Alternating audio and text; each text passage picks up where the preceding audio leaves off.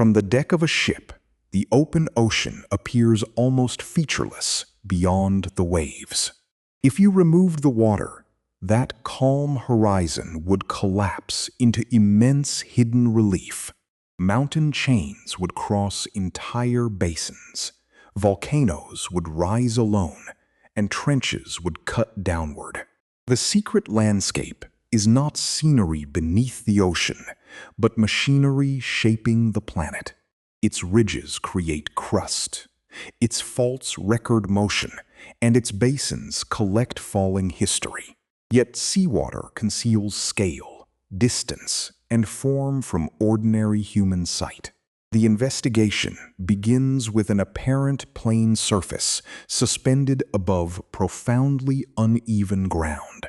How can a landscape be reconstructed when light cannot reach most of it? Early depth soundings revealed isolated numbers along routes separated by vast blank spaces. Modern mapping turns returning sound and subtle sea surface slopes into connected terrain. Direct measurements confirm towering features, although detailed coverage remains incomplete. Plate tectonics supplies the mainstream framework, interpreting how most major structures formed. Smaller shapes can remain ambiguous until closer surveys test volcanic, tectonic, or sedimentary explanations. Our route descends through dark water toward a map assembled from echoes rather than sunlight. The blank blue surface becomes the entrance to Earth's least visible topography. Continental shelves extend submerged edges of land before slopes descend toward deep basins. Beyond many margins, sediment fans spread material carried from rivers, currents, and underwater landslides. As you travel seaward, continental influence thins and oceanic crust dominates the foundation. Abyssal plains can look level because sediment blankets rough volcanic crust beneath them. Their apparent flatness is relative, extending across distances that conceal gentle slopes and buried relief. Sediment arrives as mineral dust, microscopic shells, volcanic ash, and organic debris, layer by layer. That material records changing climate, productivity, eruptions, and circulation. Across the basin, the mid-ocean ridge system rises where tectonic plates separate. Mantle-derived melt forms new oceanic crust as the plates move apart. The ridge is not one uniform wall, but a segmented chain with valleys, offsets, and volcanic centers. Hydrothermal circulation occurs where seawater enters fractured crust, heats, reacts, and returns chemically transformed. Transform faults offset spreading segments and accommodate motion between neighboring pieces of plate. Long fracture zones extend beyond active faults, preserving earlier differences in seafloor age and elevation. Away from ridges, oceanic crust cools, contracts, and generally sinks deeper with age. Sediment cover commonly thickens as the moving plate spends more time beneath falling material. Isolated seamounts rise from volcanic construction on oceanic crust.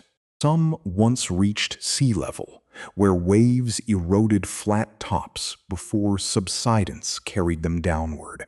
Those flat-topped seamounts are called guyots, and their shape records a vanished shoreline. At convergent boundaries, one plate can bend beneath another and form a deep trench. Trenches are narrow compared with basins, yet they contain the ocean's greatest depths. Their steep walls expose structures created by faulting, deformation, erosion, and sediment movement.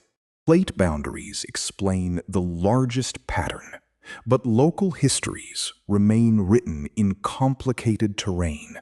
Every mapped crossing adds a line of evidence through that hidden geological archive. Multibeam sonar sends acoustic pulses in a fan beneath a moving vessel. Travel times and beam angles yield depth estimates across a swath rather than one point. Sound speed varies with temperature, salinity, and pressure, so corrections are essential. Ship motion and rough seas also affect precision unless instruments track orientation carefully. The resulting bathymetry directly measures acoustic distance, while processing converts measurements into a terrain model. Satellite altimetry offers a broader but less detailed view through the ocean surface. Large underwater masses slightly alter gravity, producing subtle, measurable changes in sea surface height. Scientists infer broad seafloor structures from those changes, then test them with ship surveys.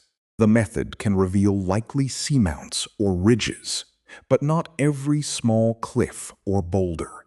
Seismic reflection profiles use returning sound to image sediment layers and deeper boundaries. They show buried channels, faults, and deposits invisible on the exposed bathymetric surface. Remotely operated vehicles provide close imagery where chosen targets justify slow, limited exploration. Their cameras directly reveal rocks and organisms, but each dive covers a tiny corridor. Maps combine unequal evidence from global inference to detailed local observation. A smooth-looking grid may therefore contain measured swaths beside interpolated gaps. Interpolation connects known points mathematically. It does not transform unsurveyed terrain into observation. Apparent cones are tested as volcanoes by examining shape, exposed material, and regional structure. Some candidates weaken when better data reveal artifacts, sediment mounds, or overlapping slopes. Circular depressions may reflect collapse, erosion, deformation, or data error, depending on geological setting. No dramatic outline alone proves a rare origin without independent supporting evidence. Submarine landslide scars identify places where slopes failed and debris moved downslope. Fresh-looking geometry does not necessarily mean a recent event because deep erosion can be slow. Channels on the seabed can be carved and maintained by sediment-laden density currents. These currents accelerate downslope, transport debris, and build distant submarine fans. Their deposits provide evidence of past movement, even when nobody observed the initiating collapse. Fine-scale roughness also determines where currents intensify, mix, and redirect water. Thus, each contour influences processes occurring far above the rock itself. The hidden landscape creates habitats by changing flow, substrate, food delivery, and isolation. When currents strike a seamount, water is deflected upward, and turbulence can concentrate drifting food. If you hovered near its slope, surrounding open water might suddenly become a feeding corridor. Corals attached to exposed, hard rock extend feeding structures and intercept particles carried past. Their action depends on current delivery, while growth creates complex shelter for other animals. On abyssal plains, sea cucumbers move across soft sediment and consume organic material within it. Their feeding reworks the surface, redistributes particles, and leaves visible tracks behind. At hydrothermal vents, microbes use chemical energy released by reactions involving reduced compounds. Animals graze those microbes or host symbiotic bacteria, connecting geology directly to living biomass. Larvae entering currents may disperse, encounter chemical or physical cues, settle, and establish new populations. Whether they arrive depends partly on ridge geometry and circulation around obstacles. Trenches trap some organic matter, but also expose life to extreme pressure and unstable slopes. Fault scarps offer hard surfaces, while sediment pockets support burrowing and deposit feeding organisms. Seamounts can guide migrating animals, although attraction varies by species, season, and location. Fishing concentrated over such features can remove slow-growing populations faster than they recover. Cables crossing rough terrain face steep slopes, abrasion, earthquakes, and sediment flows. Route planners use bathymetry to reduce hazards, but unsurveyed details preserve uncertainty. Submarine landslides can damage infrastructure and sometimes contribute to tsunamis when displacement is sufficient. Mineral interest has also intensified attention on certain plains, ridges, and seamount crusts. Ecological consequences cannot be judged responsibly without knowing habitat distribution and recovery rates. Future surveys must target gaps according to geological, ecological, and hazard significance. Repeated multibeam passes can also detect genuine change rather than merely improving an old map. Closer seismic lines may distinguish buried faults from surface forms produced by sediment. Selected vehicle dives can verify materials and habitats suggested by acoustic patterns. When you examine a polished global map, remember that resolution and certainty vary from cell to cell. Metadata must preserve where ships measured, where satellites inferred, and where algorithms interpolated. Newly mapped seamounts should be treated as observations of shape before origin is declared.